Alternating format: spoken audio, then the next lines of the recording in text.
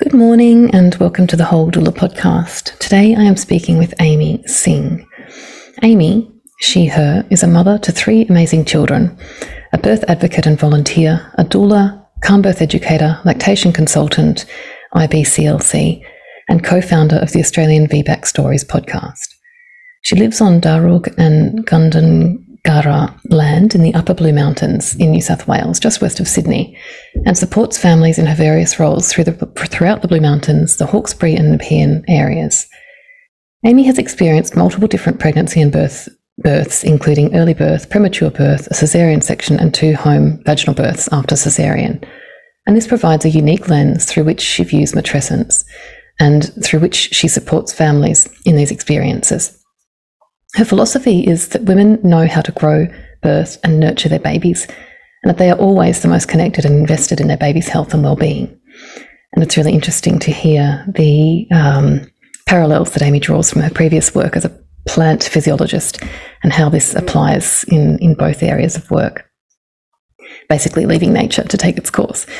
Amy is extremely passionate about supporting families through big transitions, building community, women's rights, and ensuring women are able to make their own informed and empowered decisions.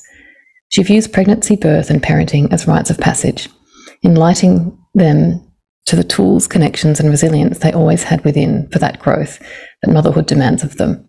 She loves partnering with women and their families to ensure that they have the most incredible experiences possible throughout their motherhood journeys, and her vision is that all families receive the continuity of support and care that they deserve. To connect with Amy, you can find her contacts via the links below. I hope you enjoy our conversation.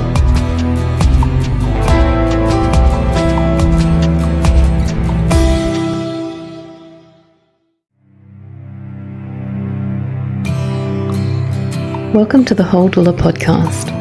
The Whole Doula podcast is a conversation space for doulas and birth workers to talk about the diverse paths that led them to birth work, as well as the diverse and unique skills, interests, and offerings they bring to their birth-keeping roles.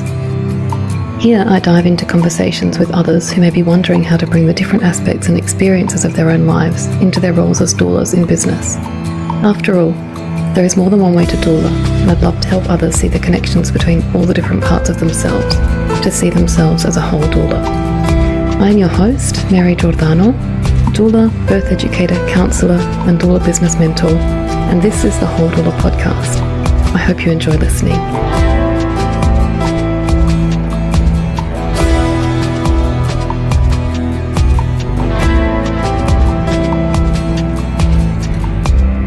Good morning, Amy. Welcome to the Whole Doula podcast. Thank you so much for coming to speak with me this morning. Oh, it's such a pleasure and an honour. Thank you so much for having me here. Beautiful.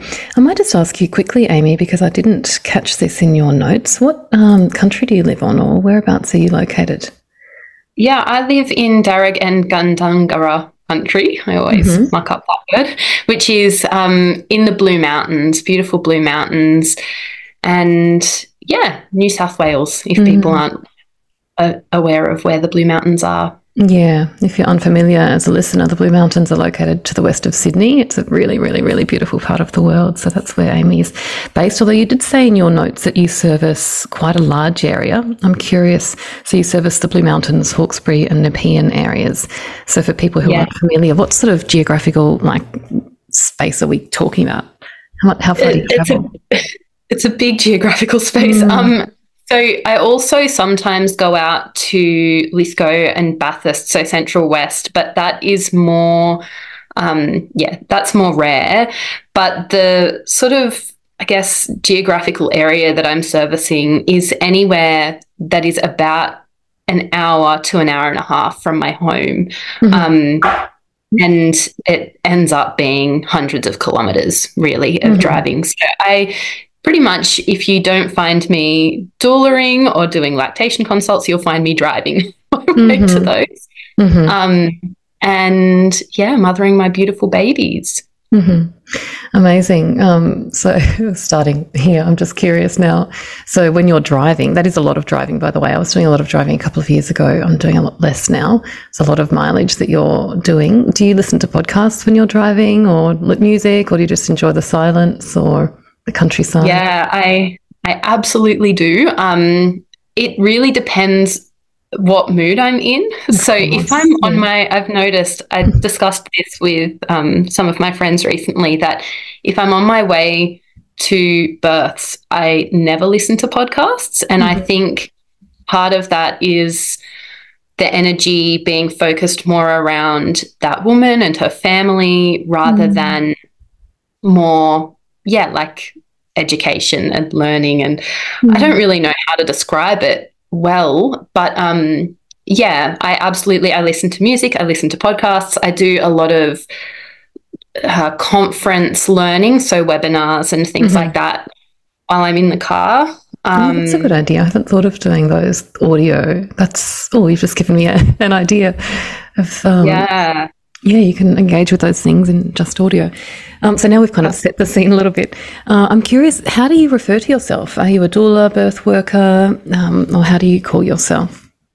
Yeah, good question. I do refer to myself as a doula, with the perspective of, mothering the mother, being a support. It kind of depends on who's asking, because until fairly recently, whenever I said I'm a doula, people would say, "Oh, you're a jeweler." I'm like, no. And then more recently, I had someone ask me if I jewel, as in like fight. And I was like, no, that's not what it is. So sometimes I'll say I'm a birth support, or I'm a support worker that attends births. But yeah, I do refer to myself as a doula. I haven't come across either of those before, jeweler or dueler. I haven't heard of those. Those are good. Okay, beautiful. So maybe you can start off by painting a little picture for us around what your sort of path was to birth. I imagine maybe a bit of your background and what led you to birth, or how the spark of birth was ignited in you whenever that was. Oh, that's such a beautiful question. The spark of birth ignited. I think that spark was ignited way back with my very first pregnancy, which did result in an early birth. So I had a miscarriage with that baby at 13 weeks. And even before, I think what that baby brought me, the gift that I was given through that experience, was just this, that spark being ignited. So my background is actually as a researcher. I was a plant physiologist in what I call my past life. So before my babies were born. And what is a plant physiologist? Maybe you can just clarify what that even means. Yeah, this is a very good question as well. I looked at water movement in different plants. So a plant physiologist is someone who looks at the physiology, the workings of plants. And so what I was specifically focused on was water use and the movement of water through these plants, and how that was related to where those plants originated, their climate of origin, and what happened when we planted those, species in monoculture plantations, like what, we do in industry a lot at the moment, or more diverse plantations, more mirroring that natural native ecosystem.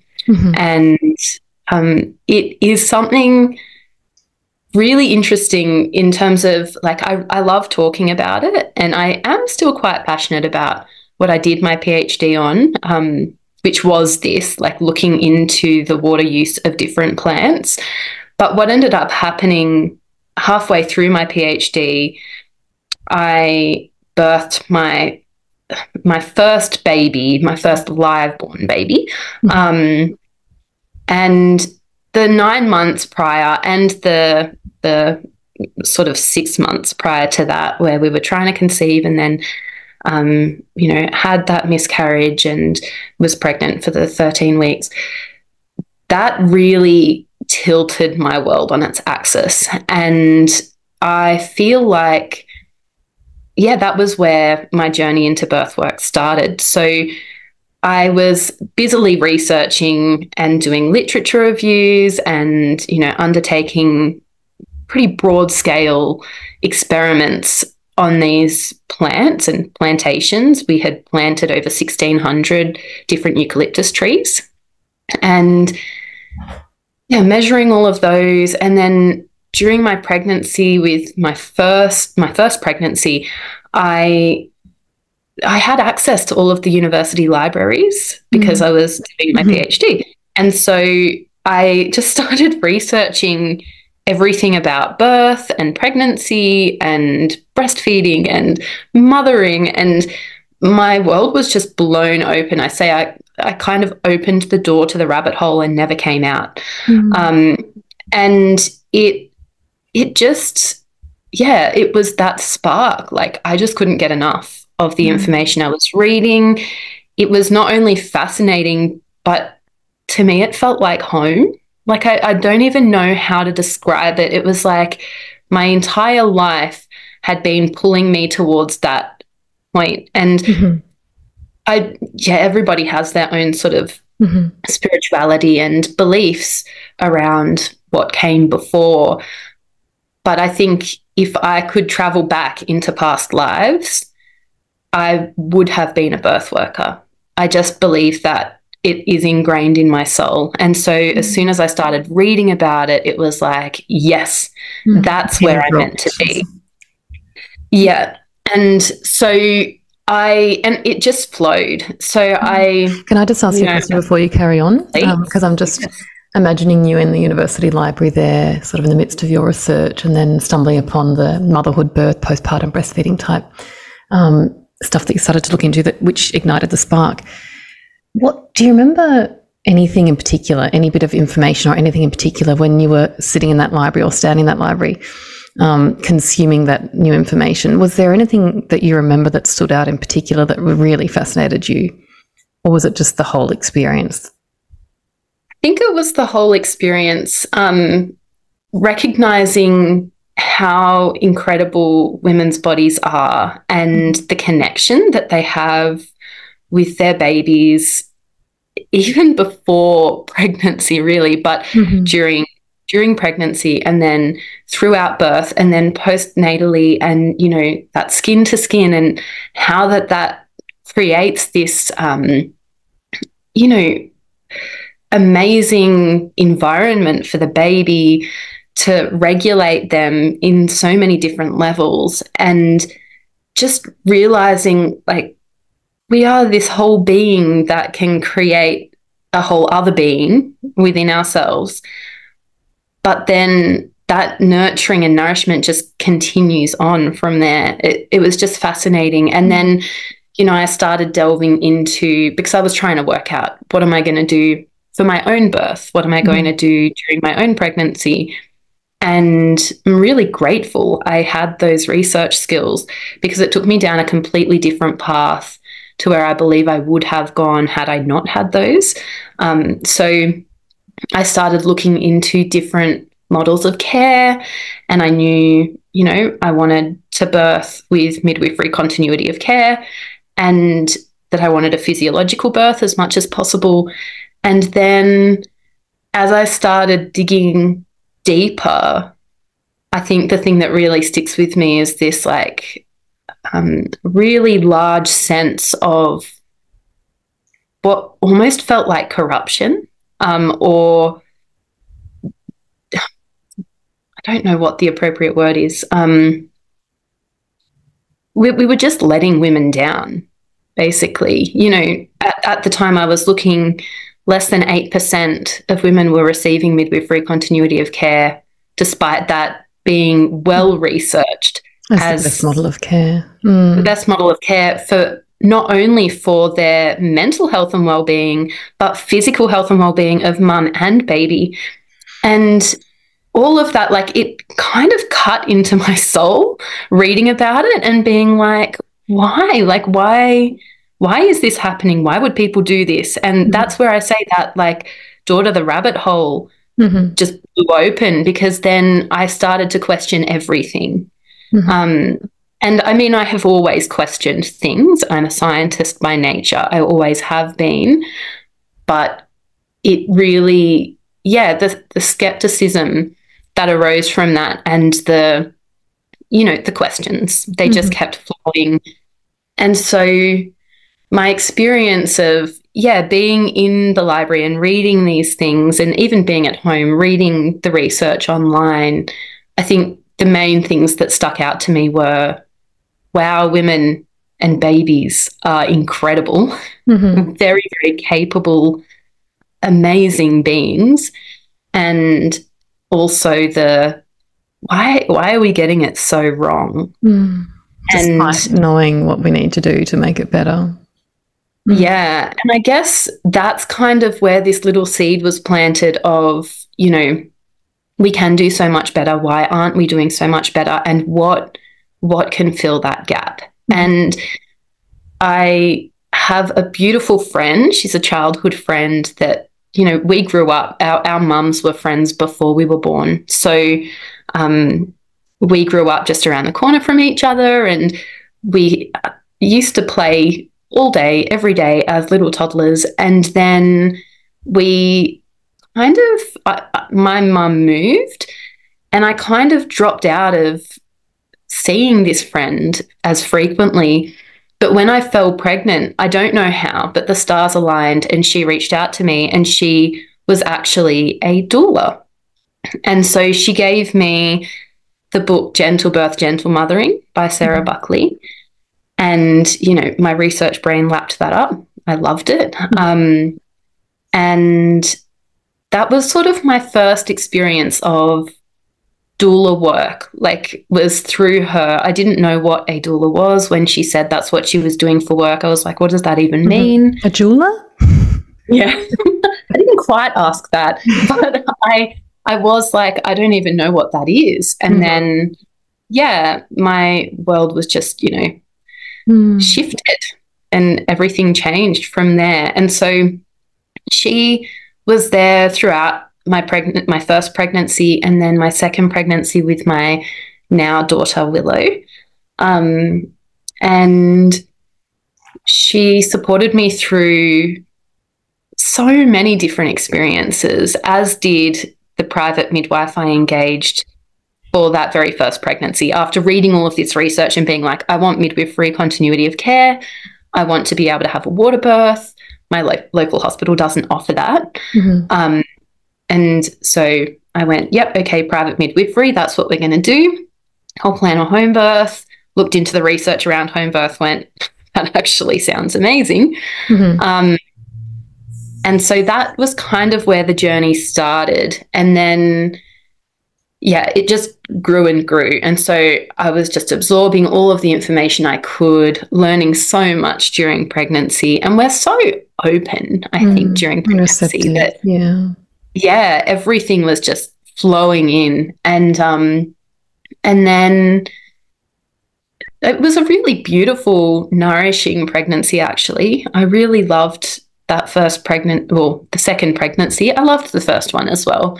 But my first daughter, her pregnancy was just really beautiful. I was really comfortable. I didn't really have many complaints, except that in the very early days, I did have some bleeding. And because I'd had the past miscarriage, that was really, really scary. Lots of anxiety. And I'd never visited herbalists or acupuncturists. I'd engaged with a chiropractor for many years prior, because I had an injured tailbone that my mum kind of got me going to the chiropractor for.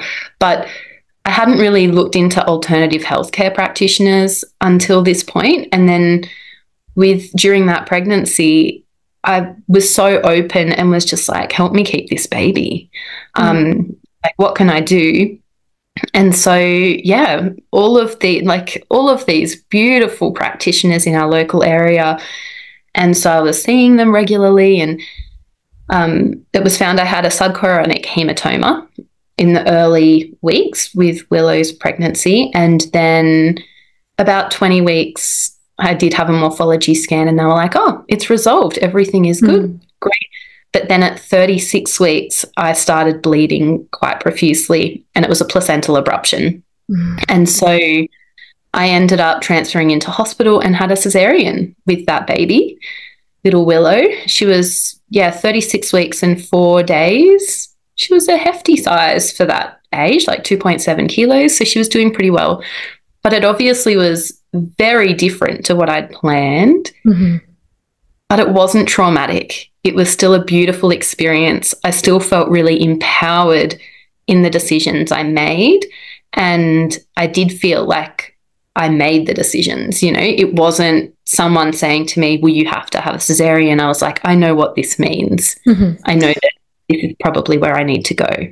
So your friend that you mentioned who was a doula, was she your doula? Did she support you? Yeah, so she supported you through this journey. I'm wondering how much her support helped you to navigate this massive change to your experience in a way that was empowering and it was in which fundamental. You held your agency. Yeah, so her role was a key in that.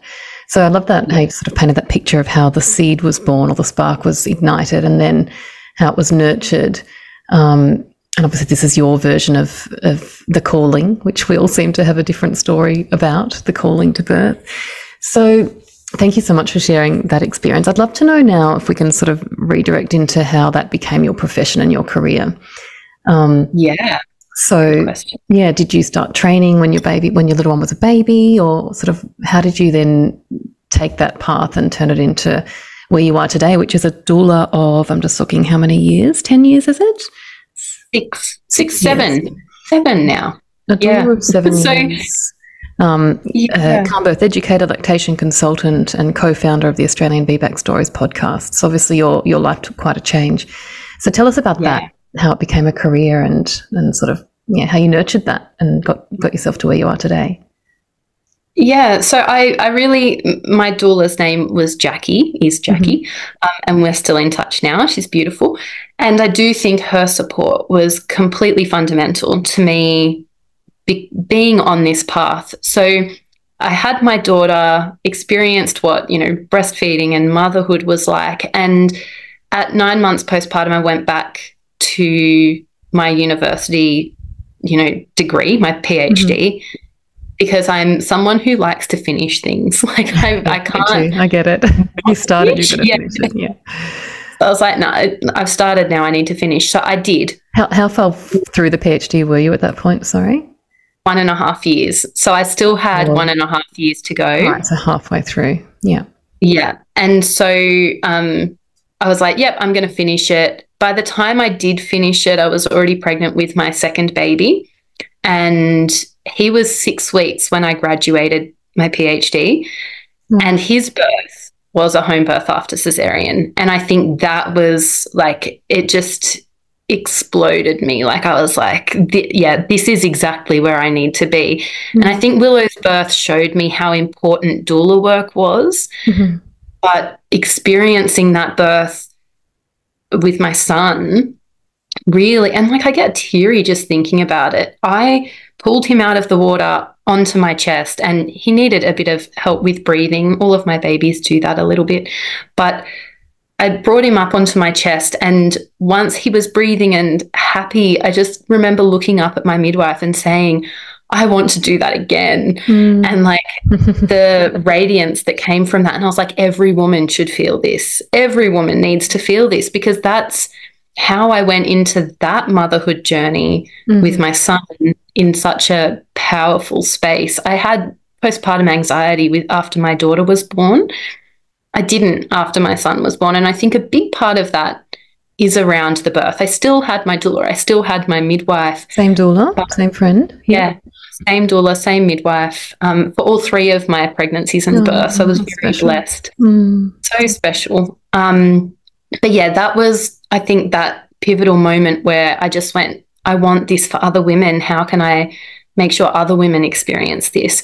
And so I had sort of had this calling, like this pulling into birth work for months, years before Hamish was born. That's my son's name. And then I went to the Home Birth Australia conference when Hamish was a year old. And yeah, I remember my midwife was there and I talked to her and I said, I think it's time for me to consider doing doula work. Like I think that's where I'm being pulled. I'm really scared though, because I've got this like steady income through the uni. I was now lecturing, doing unit coordination and some research on the side. How do I let go of that steady income and throw myself into something that's a passion? And she was like, you were born to do this. Like, you just listen to yourself talk about it, you know, just see what flows. Anyway, so I didn't throw myself straight in. I dibble-dabbled. I did some breastfeeding counselling with the Australian Breastfeeding Association. So I volunteered with them. And then I did my doula studies. And so my son was born in 2016, but I had attended the first birth I had ever witnessed, besides my own, in 2015. And that was for my best friend, who had also been doing a PhD alongside me. And our first babies were very close. We birthed them very close in time, and we were both doing our PhDs. So we would study together. One of us would look after the babies while the other studied, and then we'd swap over. So I attended her second birth, and again was just like, oh my gosh. And so I continued attending births from about 2015. But yeah, then my son was born 2016. And then I started doula training in 2017.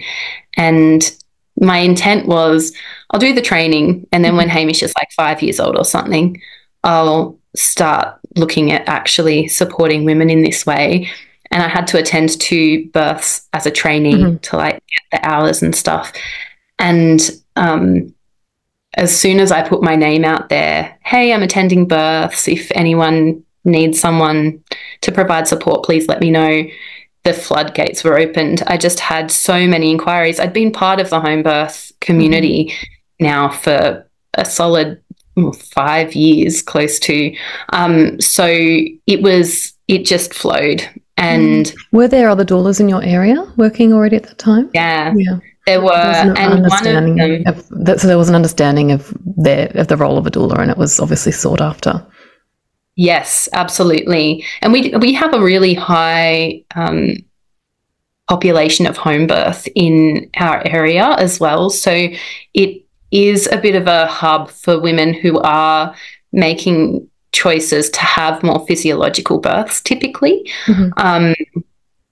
But yeah, so one of the doulas that was local, and she was kind of the doula. Like everybody, if you asked someone, oh, do you know a doula?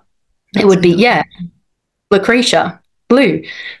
So anyway, I had spoken with Lou before, and I'd done birth education with her in my first pregnancy. And she had been saying, you need to go and do this. Like, it's going to be amazing for you. You're going to be really well sought after. And she was heading towards midwifery herself. And so, yeah, once I sort of put my name out there, she also was saying to people, look, go and see Amy, because she was doing midwifery. And yeah, I just hit the ground running. And then it got to a point where I did have to make that leap, where I had to make a decision that I was going to do doula work instead of research in plant physiology and unit coordinating and everything, because I just couldn't hold the 2 roles simultaneously anymore. Like the demand for supporting families and trying to balance that while teaching was just tricky. Oh my gosh. Very tricky. Yeah. So I kind of just got to a space where I was like, I need to make that jump. And then I did, and I haven't really looked back. And so once I did that shift into doula work, and I was still doing the breastfeeding counselling, I then looked into, okay, like how can I offer more to the women I'm supporting? Because I'd already received so much from my community as well. That was a big part of why I felt called to provide this support to women as well. Like I had received so much meals and, you know, support with baby wearing and support with breastfeeding. And I just wanted to be able to give back to that community. I just want to stop there and just touch on that point. I think that's a really important piece, because I speak to, in my experience, speaking to people, it's kind of either one or the other. It's that they've received a lot of care themselves, and their lived experience helps to inform the passion that they bring to their work, and others who didn't receive any postpartum care or doula support or any kind of appropriate support at all, but so perhaps for whom the passion was lit because they want to improve others' experiences. Just wanted to touch on that for a minute, because of course we come from very different experiences. So I'm glad that you did get to experience the receiving as well. I haven't experienced that myself. My experience was the opposite. I wonder sometimes if you receive that kind of nurturance and holding, if it sort of equips us to be more sustainable in this work, in holding and giving so much to others. Yeah, and I mean, I had in my own mind. It's a really good one. I feel like I have been held by my community throughout my pregnancy, birth, and postpartum journeys really beautifully, and I'm super fortunate with that. I really acknowledge and recognize that. And I'm also aware that I still lean on my community so heavily, not only for them sharing what I do and, encouraging people to reach out to me, but even for, looking after my children. Like if I leave suddenly in the middle of the night, sometimes I just have to call around to multiple different people. Hey, are you around? Can you take my kids? It might be 2 or 3 in the morning that I'm calling them. So that community is still there for me, and I am so grateful, because without it I wouldn't be able to do this work. And so that is a big driver of my passion, and what you said in terms of enabling this to be a more sustainable thing, because without that it wouldn't be sustainable at all. And I'm also aware that when I was younger, I didn't have, like childhood, I didn't have as much support from community, and that was not the community's fault. It had a lot to do with the dynamics of my family at that time, and that we were kind of, in a very purposeful way, being isolated from our community. So, the craving for that and the need for that coming around the time that I was pregnant, it made a lot of sense to me as to why that kind of flowed into it. And I have had a lot of difficulty accepting help. Common experience, I think, for a lot of us. Yeah.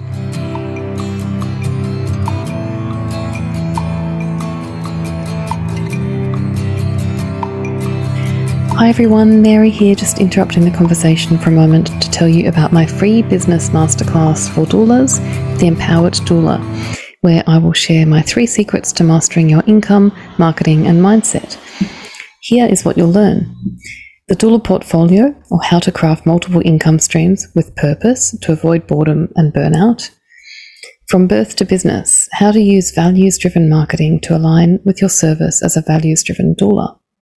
And doulapreneurship, how to foster a healthy and positive money mindset to guide you from passion to profit.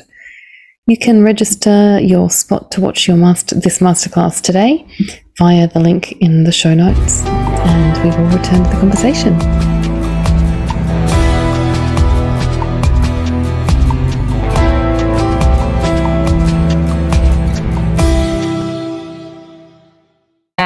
And I was only talking with my beautiful husband about this just the other day, that we are very different in the way that we accept help. So I will say, like, I am very willing to reach out to people and say, can you please help me? And it's taken me years to get to that point, whereas my husband would rather just do it himself, knuckle down and do it, and then he'll feel resentful and like grumpy about it afterwards, because he's like, no one ever helps.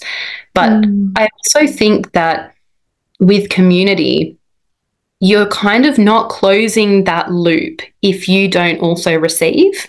So people want to give, and, it feels nice to be able to receive support, but that's 2 sides of that same coin, and if you're not supporting, and you're not or you're not receiving. You're not closing There's a that loop. disequilibrium, isn't there? Yeah, Exactly.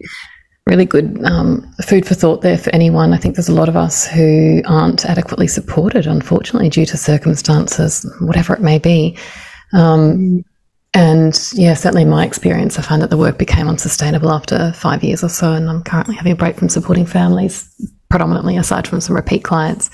Yeah, really interesting and important piece. So for listeners, particularly if you're new or considering becoming a doula, it's a really important piece to reflect on, and working on yourself, which includes being able to ask for help, and not only ask, but receive and accept help when it's offered, and role modeling. Yeah.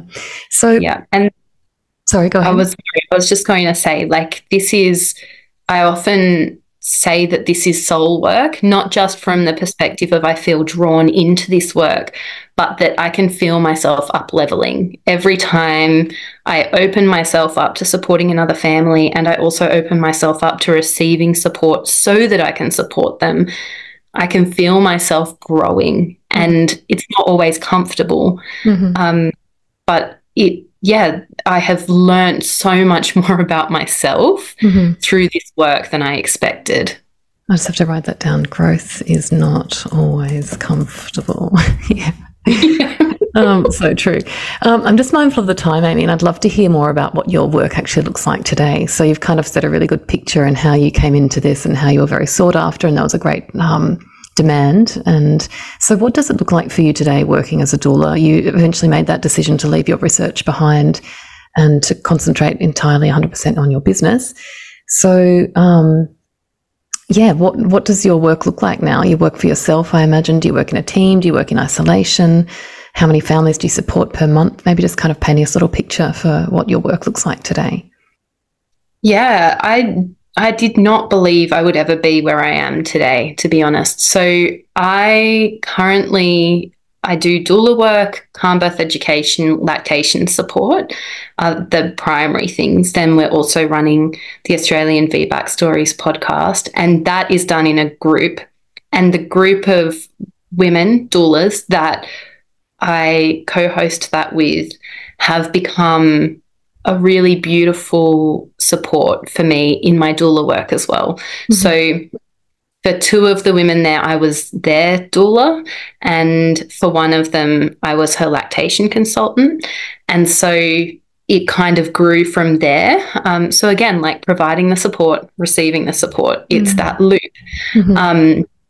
And we have, beautiful group meets and chats, and we're all involved in the home birth groups and, all in different areas though. So one is in the Hawkesbury, another is in Nepean, and then I'm in the Blue Mountains, and another of the women is sort of lower down on the mountain. And so that group, I don't know whether that will shift over time, whether we will actually work as a group of doulas, because we're all very aligned in our philosophy around birth and how we support women. But there has been, considerations about that, whether that would make it more sustainable for all of us. But at the moment, I take on usually 2 families a month, sometimes up to 4. 4 really feels like it's stretching it for me, to be honest. And when lactation work comes my way, I, provide the support where I can. I run a calm birth class every second month. And what else am I doing? I also volunteer with Home Birth New South Wales. So yeah, it really, it's just as things land, I end up doing them. So you're receptive, and you've opened yourself to opportunities, and the opportunities flow, and then you assess them. If they're aligned, you take them, and just trust that your path is unfolding. Exactly. And, sometimes things don't feel like they are necessarily completely due to this flow state. Like there are things that I have really had to work very hard for, and that's not a foreign thing to me. So, my lactation consultancy, as an example, it took me a solid 3 years to become certified, I had to do, 1,000 hours of volunteer work with the ABA. That's a lot. It was a lot. And, 14 health science units, and get my first aid certificate, and then sit the exam and pay a chunk of money to become certified. So that it wasn't just a flow, but with everything I've done, there has typically been a start to that has felt more of that flow, and then perhaps I've had to work at it. And I do think that for anyone who's considering becoming a doula, you need to be aware that it's not always going to be easy. There are parts of it that are very hard. I've attended births for 4 days. I haven't seen my family for 4 days. I have a young family. My youngest, when that happened, was 2.5 or 3. So, it can demand so much from us. But when it is the right path, you kind of can't ignore it. And that's what I have found. Like, it didn't matter how much I was like, it doesn't make practical sense. Like, that's not going to work for my family. I have a really young family, and it was like, no, this is where you have to be. Stop fighting. You've made it work. So yeah. do you ever have any regrets about the decision you made to leave your former role as a researcher? No, you're shaking your head for those who can't see. So that's a no. No. I've never regretted that. I have regretted perhaps not having more life experience before I started doing degrees, because I might not have started there. Right. But I am grateful for what I have in terms of, I really use my doctorate. I don't use it for what it was intended for, but all of the research skills, the writing skills, the presentation skills, being able to communicate effectively, all of that is stuff I use every day. Yeah, so that was going to be my next question, actually, because I do believe that there is crossover in all the things we do, and it's a path if we're willing to sort of transfer one experience to another. So I wanted to ask what has been transferable, and you've just answered that, but there's probably even more. I wonder if there's been any transferable skills that are, or experience that is more specific, not so much to the researching as a general thing, but specifically to the plant physiology. Is there anything that you see that somehow is woven into the birth work that was maybe originated in that, or any crossovers there? I'm just curious. Yeah, it's an interesting thought. I guess, being a plant physiologist, that assumption that plants just work and they're just doing what they do, and really we're just there observing. Like, we're not, you don't try and force the plant water. That doesn't work. So that, I guess, trust that nature hasn't screwed it up. It knows what it's doing. Nature knows what it's doing. Yeah. Yeah. That's a beautiful connection. Yeah, I feel like that's probably part of what came from that. And, I could talk about what I researched all day. It's a big topic, but ultimately the findings of that research was that if you plant different species in diverse ecosystems, which are more similar to what are in nature, they use water more efficiently, they grow better, they are happier, more disease-free plants than if you plant them in monoculture. So again, it's that nature knows what it's doing. When we interfere, that's when stuff starts going wrong. So with what you've just said, if we allow them to be in their natural environment, then they thrive, basically paraphrasing. Can you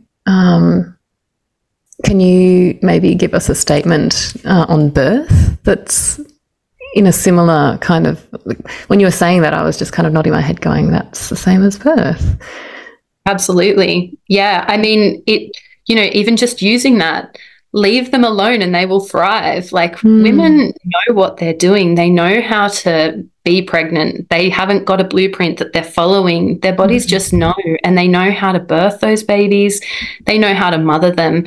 And I think where things become complicated is when we start interfering, or we push ourselves as experts.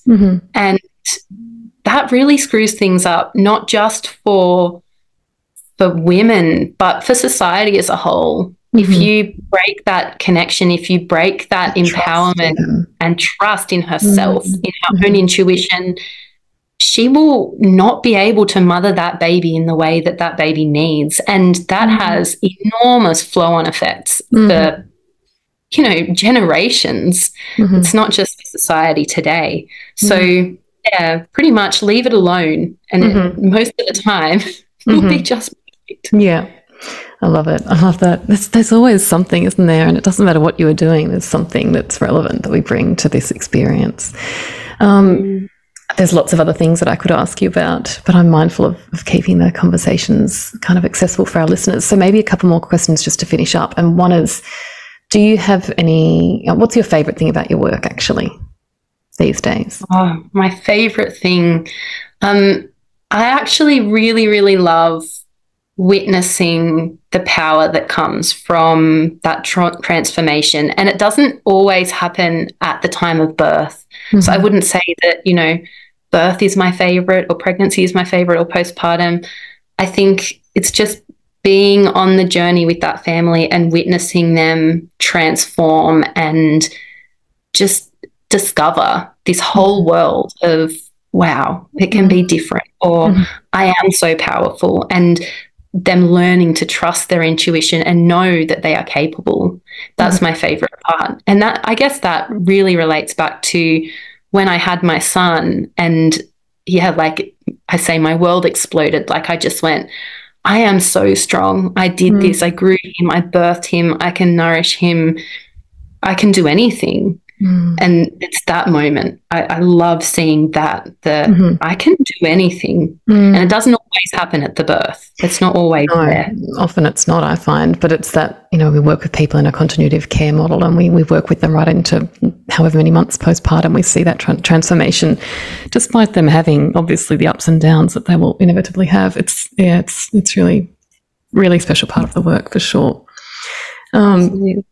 And final question is, do you have any words, sage words of wisdom or advice that you'd like to impart on other, perhaps younger doulas, younger in, you know, career doulas? Anything you'd like to share from your experience? Yeah. If the work is right, it will flow. And if you trust your intuition, it won't lead you astray. And so when I say that, there have been, I feel like what I talked about earlier, this being soul work, constantly I can feel myself up leveling and learning to trust myself. My intuition is pretty spot on most of the time. So if I feel like, oh, I think this woman is probably going to labour really quickly, I probably want to be further down the mountain, and be closer. If I ignore that, I can guarantee something is not going to go the way that I would have hoped. And so just learning there's been so many of those lessons where it's like, just trust your intuition, trust your ability. It doesn't matter if you're a new doula or an experienced old doula, what you bring to that family is so important, and it really does make the world of difference. And I can say that not only as a doula, but as a woman who experienced what my doula brought for me. And yeah, don't allow that imposter syndrome to seep in. It's a bit of a awful thing to deal with, and ultimately it doesn't serve anyone. You are best serving yourself and others by just be out there, be yourself, and trust yourself. You've got it. Yeah. Beautiful. Thank you so much. I just want to also mention that, you know, a lot of us do experience imposter syndrome from time to time, and it's okay also if you do. It's just a matter of recognizing it and not letting that sort of define your experience or limit you, I think. Oh, totally. I have, the reason I mention it is because it is a daily occurrence in my business where I'm like, how am I doing this? I shouldn't be doing this. Like, I'm not good enough for this. And that's really, really important to share for someone who's 6 years into being a doula, and for myself 5. I experience it as well, and I think probably we all do. So I think it's good that people know that it doesn't matter what you see on people's websites or social media or out there. We all have the same human experience inside, and we all have the same sort of ups and downs and self-doubt from time to time. Absolutely. I guess the key is, if you want to be successful as a doula in business, it's just not letting that stop you and just sort of persevering anyway, and trusting, as you said, that if the work is aligned, it will flow. And that's definitely what I experienced to be true as well. So that's great advice. And I think we might leave it on that note, Amy. Thank you so much. Is there anything else that you'd like to add before we finish up? Or any questions? No, just I suppose, like I mentioned, having regrets about the degree I did before. And as much as I say it's a regret, I don't actually feel like I can stand behind that comment, because I gained so much through that experience. But I guess it's not so much a regret as it is with hindsight, maybe it would have been better if I went down this path. But just trust that everything that you do in that process is leading you to where you're meant to be. And I would never have thought that doing, an advanced science honours and PhD degree would lead me to becoming a doula. It serves me beautifully. So yeah, I love that. And I think you're referring to a moment ago when you said you wish perhaps that you'd had more life experience before embarking on that degree. And I relate to that as well, because I kind of had the opposite experience, where I had a lot of life experience and travelled overseas and lived abroad for 10 years and did a whole lot of things before I went to university as a mature age student. And often wondered if I had spent those years wisely, and if perhaps I'd have studied earlier, I might have established my career earlier. And, it doesn't matter what our journey is, there's often this kind of question mark. But also, having said that, all of the paths have led, same in my experience, they've just led to, they've come together, they've come to where they need to be. And I think often, and I love to finish on this note, because it's the whole purpose of this podcast, it's about not knowing necessarily the path that we're on, but trusting that we are on our path, and it's taking us, if we're making decisions that are informed by our intuition and by our gut and just by whatever feels aligned, then we just have to trust that the life path is taking us where we need to go. And so as whole doulas, we are not just the doulas of today, but the people and, with the experience that we've brought from all of our previous iterations of personal and professional lives. So I think we might leave it on that note. Thank you so much for chatting with me, Amy. Oh, it's been such a pleasure. Thank you, Mary.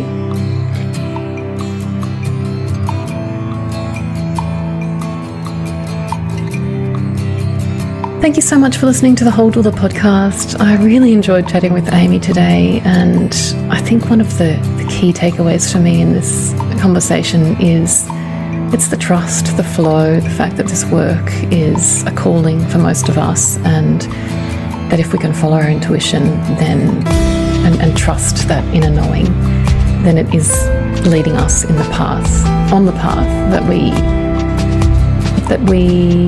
are destined to be on. I'm not sure if I really believe in destiny, but that's just what's come through. And of course there are crossovers. Whatever work you were doing before, there are skills that you bring into your work as a doula. So yeah, I really enjoyed chatting with Amy, and I hope you enjoyed our conversation as well. I will be back in 2 weeks' time with another episode of the Whole Doula podcast. Thank you for joining me, and have a beautiful day.